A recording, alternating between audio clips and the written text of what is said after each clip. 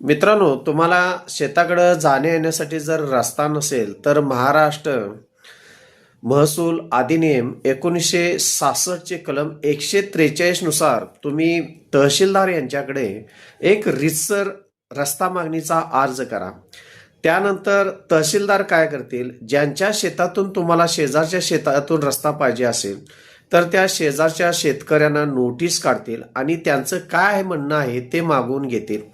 त्यानंतर महत्त्वाची गोष्ट म्हणजे शेजारच्या शेतकऱ्याचं म्हणणं आल्यानंतर तहसीलदार स्वतः स्थळ पाहणीसाठी तुमच्या शेतावरती येतील आणि त्यानंतर तिथं ठरवतील की तुम्हाला किती फुटाचा रस्ता त्यामध्ये दिला जाईल आणि त्यानंतर तुम्हाला रस्ता देण्याची सोय ही तहसीलदार कार्यालयामध्ये होत असते. अशा पद्धतीनं जर तुम्हाला तुमच्या शेताकडे जाण्या येण्यासाठी जर रस्ता नसेल तर ही तहसीलदार कार्यालयाकडे अर्ज केल्यानंतरचे टप्पा आहेत. तुम्ही अर्ज करा, ज्यांच्या शेतातून रस्ता पाहिजे त्यांना नोटीस काढलं जाईल, त्यांचं म्हणणं मागितलं जाईल. त्यानंतर तहसीलदार स्वतः येऊन तुमच्या शेताची स्थळ पाहणी करतील.